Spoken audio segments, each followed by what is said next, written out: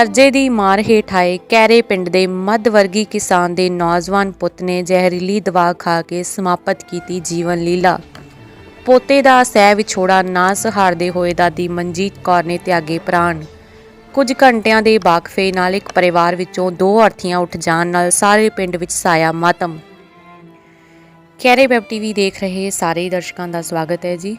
ਜ਼ਿਕਰਯੋਗ ਹੈ ਕਿ ਜ਼ਿਲ੍ਹਾ ਬਰਨਾਲਾ ਦੇ ਹਲਕਾ ਮਹਿਲ ਕਲਾਂ ਅਧੀਨ ਆਉਂਦੇ ਕੈਰੇ ਪਿੰਡ ਦੇ 27 ਸਾਲਾ ਨੌਜਵਾਨ ਵੱਲੋਂ ਜ਼ਹਿਰੀਲੀ ਦਵਾ ਖਾ ਕੇ ਆਪਣੀ ਜੀਵਨ ਲੀਲਾ ਸਮਾਪਤ ਕਰ ਲਈ ਹੈ।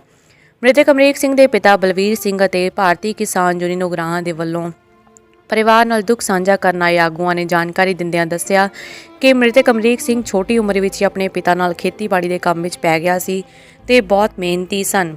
ਪਰ ਮੌਜੂਦਾ ਚੱਲ ਰਹੇ ਕਿਸਾਨੀ ਸੰਘਰਸ਼ ਤੇ ਗੜਿਆਂ ਦੀ ਮਾਰ ਹੇਠ ਆਈ ਛਾਉਣੀ ਦੀ ਫਸਲ ਤੇ ਹੋਏ ਨੁਕਸਾਨ ਕਾਰਨ ਸਿਰ ਚੜੇ ਕਰਜ਼ੇ ਕਰਕੇ ਅਕਸਰ ਹੀ ਬਹੁਤ ਪਰੇਸ਼ਾਨ ਤੇ ਡਿਪਰੈਸ਼ਨ ਵਿੱਚ ਰਹਿੰਦਾ ਸੀ। ਬਲਵੀਰ ਸਿੰਘ ਨੇ ਭਰੇ ਮਨ ਨਾਲ ਦੱਸਿਆ ਕਿ ਸਾਡਾ ਸਾਰਾ ਪਰਿਵਾਰ ਕਿਸਾਨੀ ਸੰਘਰਸ਼ ਨੂੰ ਸਮਰਪਿਤ ਹੈ ਤੇ ਸਾਰੇ ਅਸੀਂ ਵੱਖ-ਵੱਖ ਧਰਨਿਆਂ ਤੇ ਗਏ ਹੋਏ ਸੀ ਤੇ ਘਰ ਵਿੱਚ ਕੋਈ ਨਾ ਹੋਣ ਕਾਰਨ ਉਹਨਾਂ ਜ਼ਹਿਰੀਲੀ ਸਪਰੇਅ ਪੀ ਕੇ ਆਤਮ ਹੱਤਿਆ ਕਰ ਲਈ ਹੈ। ਉਹਨਾਂ ਸਰਕਾਰ ਤੋਂ ਮੰਗ ਕੀਤੀ ਹੈ ਕਿ ਉਹਨਾਂ ਦੇ ਪੁੱਤਰ ਅਮਰੀਕ ਸਿੰਘ ਦੇ 2 ਬੱਚੇ 5 ਸਾਲ ਦੀ ਬੇਟੀ ਤੇ 3 ਸਾਲ ਦਾ ਬੇਟਾ ਹੈ ਤੇ ਸਿਰ ਚੜੇ ਕਰਜ਼ੇ ਦੇ ਭਾਰ ਕਾਰਨ ਹੋਰ ਕਮਾਈ ਦਾ ਸਾਧਨ ਵੀ ਨਹੀਂ ਹਨ। ਇਸ ਲਈ ਉਹਨਾਂ ਸਰਕਾਰ ਤੋਂ ਆਪਣੀ ਨੂੰਹ ਨੂੰ ਸਰਕਾਰੀ ਨੌਕਰੀ ਦੇਣ ਤੇ ਕਰਜ਼ਾ ਮਾਫੀ ਤੇ ਉਹਨਾਂ ਦੀ ਮਾਲੀ ਸਹਾਇਤਾ ਕਰਨ ਦੀ ਮੰਗ ਕੀਤੀ ਹੈ। ਉਸ ਸਮੇਂ ਪਰਿਵਾਰ ਨਾਲ ਦੁੱਖ ਸਾਂਝਾ ਕਰਨ ਆਏ ਭਾਰਤੀ ਕਿਸਾਨ ਯੂਨੀਅਨ ਉਗਰਾਹਾਂ ਤੋਂ ਮੰਦਰ ਸਿੰਘ ਬੜੈਂਚ, ਬਲਜੀਤ ਸਿੰਘ, ਪੰਜ ਪ੍ਰਗਟ ਸਿੰਘ, ਮਲਕੀਤ ਸਿੰਘ ਬੜੈਂਚ, ਪਰਮਿੰਦਰ ਸਿੰਘ ਭਿੰਦਾ, ਸੰਦੀਪ ਸਿੰਘ ਸਿੰਧੂ, ਜਗਸੀਰ ਸਿੰਘ ਢਿੱਲੋਂ, ਹਰਪਾਲ ਸਿੰਘ ਢਿੱਲੋਂ, ਗੁਰਦੀਪ ਸਿੰਘ ਢਿੱਲੋਂ, ਗੁਰਮੇਲ ਸਿੰਘ ਢਿੱਲੋਂ, ਬਲੌਰ ਸਿੰਘ ਗਿੱਲ, ਹਰਤੇਜ ਨੰਬਰਦਾਰ, ਮੋਹਨ ਸਿੰਘ ਹੰਡਿਆਇਆ ਆਦਿ ਆਗੂ ਹਾਜ਼ਰ ਸਨ। ਬਿਊਰੋ ਰਿਪੋਰਟ ਕੈਰੇ ਵੈਬ ਟੀਵੀ।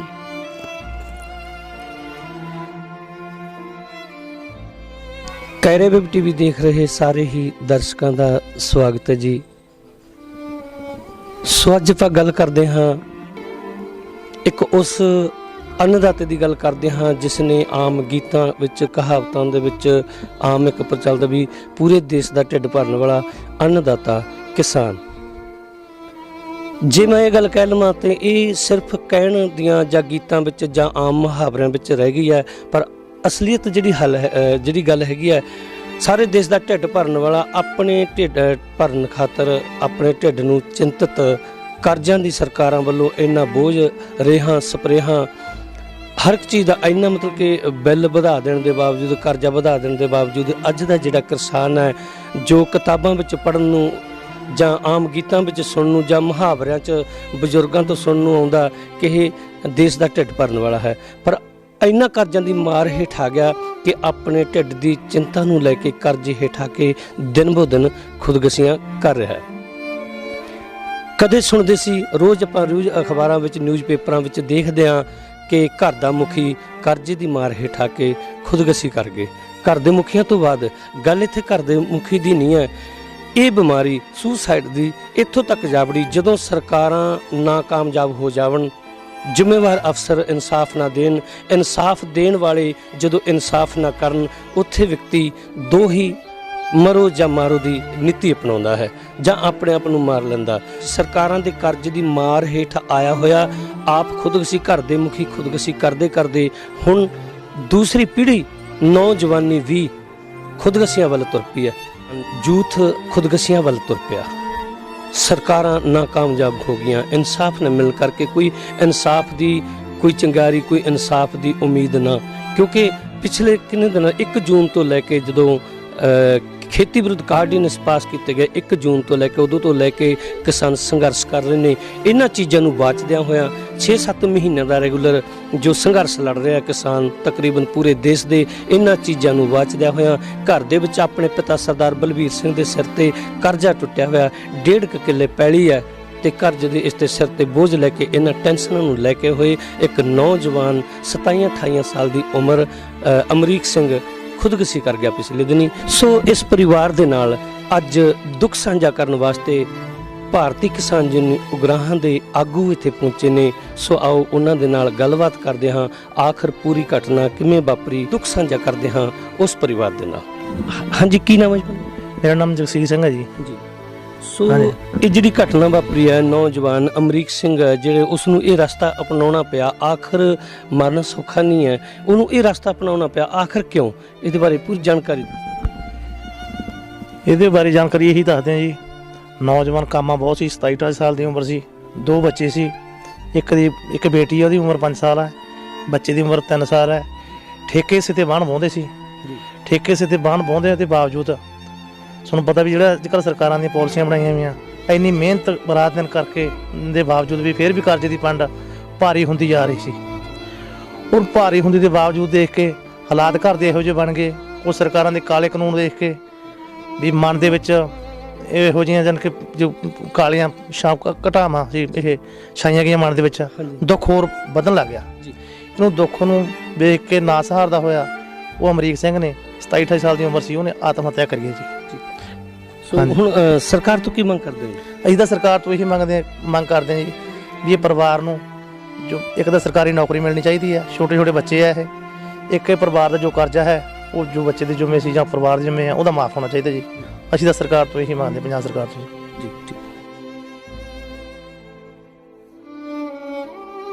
ਗੁਰਮੀਤ ਸਿੰਘ ਜੀ, ਜੋ ਆਪਣਾ ਇੱਕ ਨੌਜਵਾਨ ਵੱਲੋਂ ਜਿਨ੍ਹਾਂ ਆਪਾਂ ਕਹਿ ਦਿੰਦੇ ਵੀ ਹੱਸਣ ਖੇਡਣ ਦੇ ਜਵਾਨੀ ਦੇ ਦਿਨਾਂ ਦੇ ਵਿਚਕਾਰ ਉਹਨੂੰ ਇਹ ਰਸਤਾ ਅਪਣਾਉਣਾ ਪਿਆ ਕਿ ਆਪਣੀ ਜਾਨ ਦੀ ਆਹੂਤੀ ਦੇਣੀ ਪਈ, ਆਪਣੀ ਜਾਨ ਵੀ ਮਤਲਬ ਉਹਨੂੰ ਮਰਨ ਲਈ ਮਜਬੂਰ ਹੋਣਾ ਪਿਆ, ਆਖਰ ਇਹ ਕਿਉਂ ਕਰਨਾ ਪਿਆ? ਤੁਸੀਂ ਦੋਸ਼ੀ ਕਿਸ ਨੂੰ ਮੰਨਦੇ ਹੋ?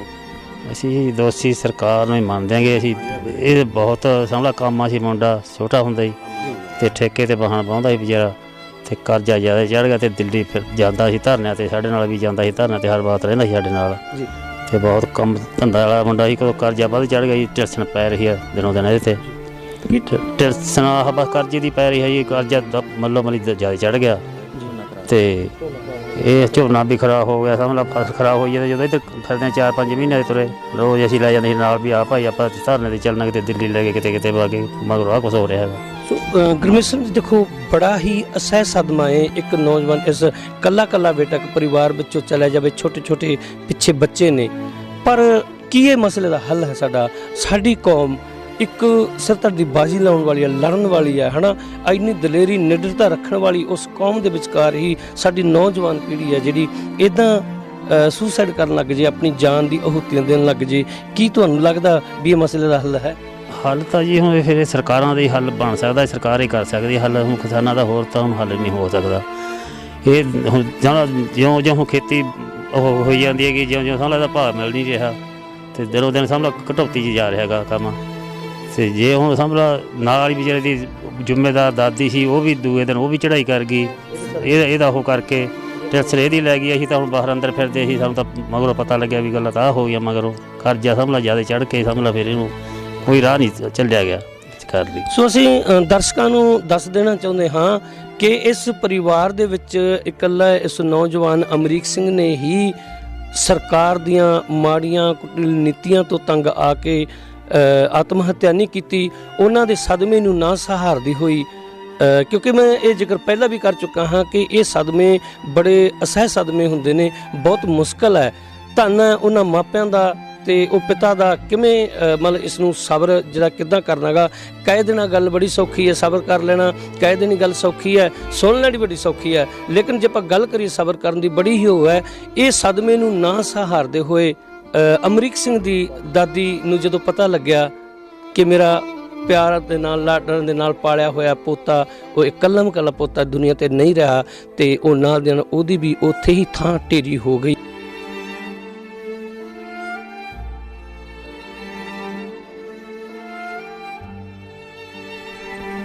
ਹਾਂਜੀ, ਕੀ ਨਾਮ ਹੈ? ਸੰਦੀਪ ਸਿੰਘ ਸਿੱਧੂ ਜੀ। ਹਾਂਜੀ ਸੰਦੀਪ ਸਿੰਘ ਜੀ, ਅਮਰੀਕ ਸਿੰਘ ਨੂੰ ਆਖਰ ਇਹ ਰਸਤਾ ਜਿਹੜਾ ਅਪਣਾਉਣਾ ਪਿਆ, ਆਤਮ ਹੱਤਿਆ ਕਰਨੀ ਪਈ, ਆਖਰ ਕਿਉਂ ਕਰਨੀ ਪਈ?